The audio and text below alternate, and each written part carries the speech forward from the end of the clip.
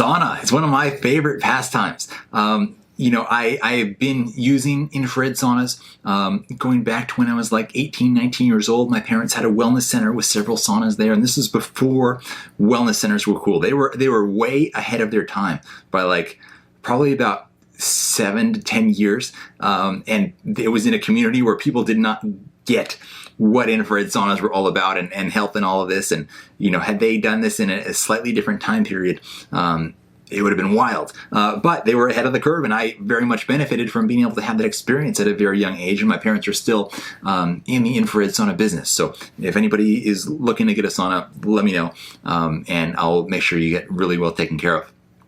And so, and I'll put a link as well to check out some really high quality infrared saunas in the description below. So I'm sitting, 10 feet away from my infrared sauna in the living room here. I have the Clearlight Sanctuary 1, and I absolutely love it. I'm in there between 5 and 7 days a week, I would say, on average. And there's so many benefits that I really enjoy. And it's a remarkable thing to have in one's life, to have a sauna. One huge one for me is stress relief. Having my own business, having an additional job outside that, living in the modern world, being in the year 2020, it's an intense world out there, right? And the stress relief that comes from using a sauna is spectacular. It forces you into a chilled out state. It puts you right into that rest and digest, although you don't want to eat before you go in there, so just more of a rest. You don't want to go in sauna on a full stomach. It's very uncomfortable.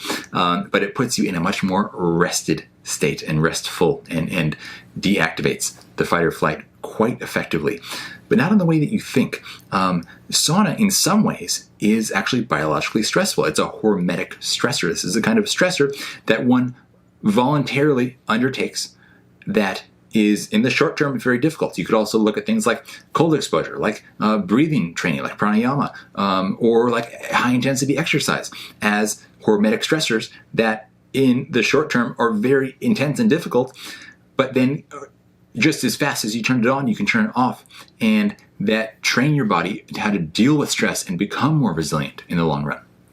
And one of the things that results from this heat stress is the upregulation of what are called heat shock proteins. Now, in the body, when proteins get damaged and their structures are disrupted, this can lead to lots of issues long term, especially neurodegenerative issues. And heat shock proteins are able to fix these denatured proteins and wrongly folded proteins in the body, which is amazing. And they have other properties to them as well. And there's various different kinds of heat shock proteins. One of the one that gets the most attention is HSP70, heat shock protein 70. And this one is especially being talked about a lot this year because it's able to inhibit viral replication, which is huge. And, a lot of people are under the mistaken impression that you have to get a sauna to like 180 degrees or higher or like 170, 180 or higher to make heat shock proteins. And this has been put out there on a few podcasts and misunderstood. And it's not actually accurate because of two reasons. One is that a traditional sauna is great. It's using the hot rocks to then heat the air, then to heat the body. But that's not the most effective and efficient way of heating the body because air doesn't transmit temperature that effectively compared to other ways of heating the body. So when you are in a traditional sauna, you have to have really high air temperatures to produce a significant core body temperature increase. If you're in an infrared sauna, only about 10% of the energy coming off the infrared heaters is being lost to heating the air. So you do get a good air temperature, depending on the sauna you're using, maybe somewhere between the mid 130s up into the 150s or maybe a little higher. It always depends on the ambient temperature as well. Will affect the kind of peak sauna temperature you can get. But that other 90% is penetrating directly into your tissues as a radiant form of heat that's able to directly increase your core body temperature, which is ultimately the metric that you're after. And so you could dive a little bit deeper into the research on infrared saunas producing heat shock proteins, and you can find that even at a low temperature, relatively speaking, of 104 degrees, research has shown a substantial increase in production of heat shock proteins over the next 24 and 48 hours. So you can definitely make substantial amounts of heat shock protein increases in an infrared sauna. And there's benefits to longevity here as well with things like heat shock protein 70. For example, there was a study on Danish women, and these were women who had a genetic modification, or modification maybe not the right word, just a gene that caused them to genetically have more heat shock protein 70. And they on average lived 1 year longer than those who didn't. You may think 1 year, it's not that much, like I'm not going to worry about that. But like, imagine you're an elderly person and you've got grandkids or whatever, and you're on your deathbed and somebody says, oh, guess what? You get to have an extra year with your children and grandchildren. That's huge. So these gains, like you take these gains in life extension wherever you can get them. And then we look, in America, we have cardiovascular health is a joke. And the sauna is one of the greatest things for promoting cardiovascular health. I was in there the other night, and I know that my resting heart rate is usually in the high 50s. Maybe if I've been pushing it a little hard, it'll be in the low 60s. But 57 is kind of my average.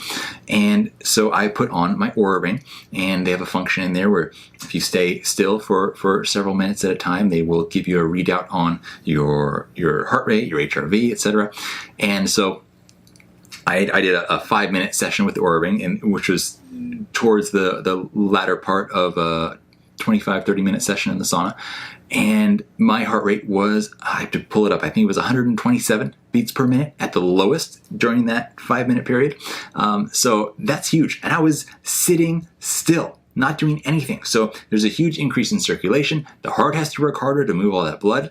And this leads to a decrease in the risk of cardiovascular disease, lower blood pressure, decreased inflammation throughout the body. You're seeing much lower levels of C-reactive protein. And this is something that when they look at how often people that sauna 4 to 7 times a week see a bigger decrease in C-reactive protein than people who sauna 2 to 3 times a week, and they see a bigger decrease than people who sauna just 1 time a week. So as you look across a lot of the research around sauna use and the benefits, it generally increases in a dose-responsive fashion to where the greatest benefits come from using the sauna 4 to 7 times a week. And the benefits just keep going, right? So you see, for example, enhanced neurogenesis. So heat stress increases something called BDNF. This is called brain-derived neurotrophic factor. This is a protein that acts on neurons in the central and peripheral nervous systems to promote the growth of new neurons. So for a healthy brain, healthy nervous system, this is tremendous. And it goes beyond just the nervous system in the brain. You don't just want to have brains, but you might also want to have brawn. BDNF is also found in exercising muscle tissue, and it's assisting in muscle repair and new muscle growth. And so we'll get back to the muscle stuff in a second, but a little bit more on the brain. Cognitive decline, again, a huge issue in the Western world. And it's found that people who sauna 4 to 7 times a week saw a 65% decrease in Alzheimer's compared to people who sauna just 1 time a week. And that's not even comparing to people who don't sauna at all. So there's a tremendous beneficial effect there. And it's shown to decrease symptoms of depression. For example, and this is just in a very small amount of time, they did a double-blind study. A small study, right? Just 30 healthy adults. But they did 1 session of whole body hyperthermia. This is basically 1 session in an infrared sauna. And this had, they said, an acute antidepressant effect that was observable 24 hours later and still observable 6 weeks later from 1 sauna session. This is amazing. And so for mental health, sauna is powerful. And then we look at other, metabolic issues. Diabetes, huge problem, right? Regularly using infrared sauna has been shown to lower fasting blood glucose levels. And, before we move too far away from this topic, I also want to talk about the fitness topic, right? So if you are training because you want to put on more muscle, great. You're benefiting from the hormonal effects, the increased growth factor effects, and the detoxification effects and the expedited muscle repair effects that come from sauna use. But what if you're injured and you can't train? This is where the sauna really shines, because the sauna is able to reduce protein degradation, so the protein, your muscles are not breaking down as fast and when they're in disuse. And this is done by the heat shock proteins, and it's reducing oxidative damage, and it's increasing growth hormone and improving insulin sensitivity. So if somebody wants to minimize their losses in fitness and strength while they're injured and can't train, or say maybe somebody is in a wheelchair or just for whatever reason can't exercise, the sauna has such tremendous benefits here. And then, of course, the immunity, right? We talked a little bit about the heat shock protein 70 and the antiviral effects there. But you also have to think about this hyperthermia that you're experiencing. And where else do you experience hyperthermia in life is when you have a fever. So you're basically artificially inducing a fever. And we get fevers because fevers make life really difficult for bacteria and pathogens and things of that nature that the body's trying to kill off when it goes into a fever. So you can kind of preemptively stimulate a fever to help out your immune system.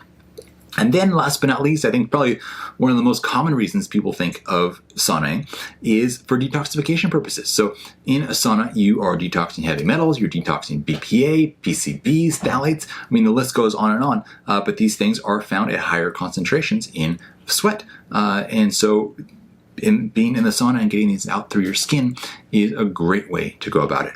Now, how can you optimize a sauna session? I mean, just doing the sauna is like, it's an absolute game changer. But can you take it further? Yes, and that I would say is done through niacin enhanced detoxification. So you start out with 50 milligrams of niacin, and you take that. You can get it, I think it's best to get it in powder form. When you get it in tablets, you swallow it and you don't know how long it's going to take to kick in and have an effect. Powder acts much faster. You can just chew a little spoonful in the mouth, or you can do it like in a little bit of water. But you're going to want to get a scale that can measure down to the milligrams, because you want to be precise with this, because visually between 50 and 100 milligrams, or 50 and even like 3,000 milligrams, it's all small, and it's going to create a big difference in your experience. And you're going to build up, but you want to do it slowly and in the right fashion, which I'll explain to you. So you do 50 milligrams, and this is not the non-flushing niacin. You want the flush. That's part of what's going to drive the detoxification. And so you're going to start to have this flush, and you want to do about 10 to 15 minutes of cardio exercise to get the blood pumping, to get the lymphatic system moving around and prepped for detoxification.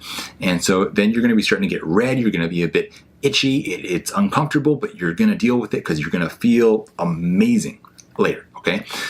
And so you do that, and then you get in the sauna for 30 minutes. And make sure you drink lots of water, make sure you're taking electrolytes, and then generally after, you want to have some activated charcoal, because you're going to be mobilizing a lot of toxins. Because what happens here is a process called lipolysis. And this is where you have fat cells and toxins that are bound together. And while they're bound together, it's very hard for your body to get rid of them. Lipolysis is stimulated here, and you're breaking apart the bond between the fat cell and the toxin. Now both can be processed out of the body much more easily. This, our good friend George Yu really optimized this detoxification program for use with 9/11 first responders on a program that he did with the Department of Defense, which is absolutely amazing. And these guys, the kind of toxins they were exposed to over a very short period of time were just unbelievable. And they were sweating out all kinds of like black and purple and green. Is like really, really crazy stuff. And so you're going to do that, the 15 milligrams of niacin, follow the sauna with activated charcoal, because you're going to have mobilized a lot of toxins, and anything that was not sweated out, you want to make sure that you're mopping it up with the activated charcoal so that it's not just going to recirculate to somewhere else in your body. And then if that went well, and you didn't have, following with a headache or nausea or a rash or any kind of negative Herxheimer type symptoms, then next time you can go up to 100 milligrams. And if you did have some problems, you just stay at 50 milligrams next time, and you keep repeating 50 milligrams each time until you can do it without trouble. So if you did well, the next time you go up to 100. And in conjunction with this, it's good to be taking various supplements. I think magnesium is really good to take. Taking glutathione, liposomal glutathione especially, is really good just to support the overall detoxification practice. B vitamins, taking a B complex is also a really good idea. And having lots of healthy oils in your diet, so whether it's olive oil or avocado or fish oil, all of the above. Have a good amount of healthy fats in your diet while doing this protocol. Now, then you go to 100, then maybe you go 200, 300, 400, 500. For most people, 500 is plenty. The original version of this program that was developed was really crazy. It involved very long sauna sessions every day for 30 days and going up to 5,000 milligrams of niacin. I've gone as high as 3,900, which was intense. You turn like a beet red, but it was amazing. And you feel after the sauna session, the level of mental clarity that you feel is just tremendous. It's something else you got to experience. So this is, I think, the ultimate way to really get the most out of your sauna session. Now, do I do this every time? No. Most time, it's just a very mellow, relaxed sauna experience. But this, when you want to really do it, this is some powerful stuff.